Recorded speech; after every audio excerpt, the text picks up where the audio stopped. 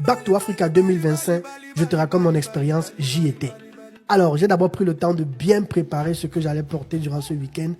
Et puis, je me suis dit, bon, on ne sait jamais. Le premier jour, le deuxième jour, on va peut-être mettre une veste le premier jour. Et le deuxième jour, on va voir ce qu'on va porter. Donc, j'ai pris le temps de tout emballer ça. Ensuite, direction la valise. Je vous assure, j'étais tellement pressé parce que là, je venais de rentrer du travail. Et il fallait juste que j'apprête mes choses pour pouvoir prendre la route pour Paris, les amis. Alors là, il était à peu près 22h, 23h. J'étais en train de prendre la route pour Paris. J'ai voyagé toute la nuit. Ici, je suis arrivé à Paris le grand matin. Je suis arrivé peut-être vers les 6h ou 7h comme ça. Malheureusement, il fallait que j'aille me changer. Mais heureusement, j'ai pu me changer et pouvoir mettre des vêtements propres comme je les avais emballés, notamment ma belle petite veste avec ma chemise. J'étais très content et très excité de pouvoir participer à cet événement. Là, je suis enfin arrivé au palais de congrès, les amis. Quand tu arrives ici, tu commences à voir déjà une communauté noire de partout. Donc, on est allé, j'ai pris le temps, j'ai montré mon ticket. Malheureusement, je marchais avec ma valise aussi. Et puis, nous sommes arrivés en salle. On a attendu quelques minutes. Il y a eu, par exemple, une introduction. Et puis, on a accueilli Philippe Simo pendant l'événement qui est venu et qui a réchauffé la salle. Franchement, c'était un plaisir de le voir comme ça en direct, puisqu'on avait l'habitude de le voir juste sur les réseaux sociaux, sur YouTube. C'était vraiment magnifique. Et nous avons passé un week-end magnifique. Donc ça, c'est la première journée.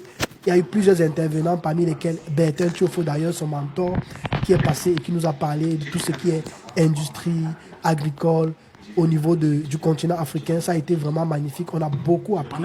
Et puis, j'ai eu le temps de pouvoir visiter plusieurs stands pendant les petits moments de pause. J'ai beaucoup aimé le stand-ci parce que c'est une entreprise qui accompagne tous ceux qui veulent se lancer en Afrique à pouvoir trouver des machines dans la production, dans la transformation de produits agricoles et ainsi de suite. Franchement, j'ai pu avoir beaucoup de contacts pendant cet événement-là et j'ai pu aussi partager mes propres cartes de visite et recevoir les cartes de visite de plusieurs entreprises là-bas. C'est le seul endroit où, en tout cas, pour moi, ça a été l'un des endroits où j'ai pu franchement me connecter à d'autres personnes et réseauter avec beaucoup de personnes. Ensuite, j'ai participé à la masterclass de Philippe Simo sur YouTube. Il nous montrait toutes ses stratégies, ses techniques pour réussir sur YouTube.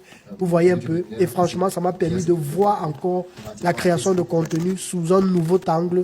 Et franchement, on a beaucoup appris pendant cette masterclass. Vous savez, il a fait ses preuves sur YouTube. Et c'était important pour moi de comprendre comment il fonctionne et de voir comment je peux ajuster cela dans mes stratégies de création de contenu et de vidéos sur ma chaîne YouTube.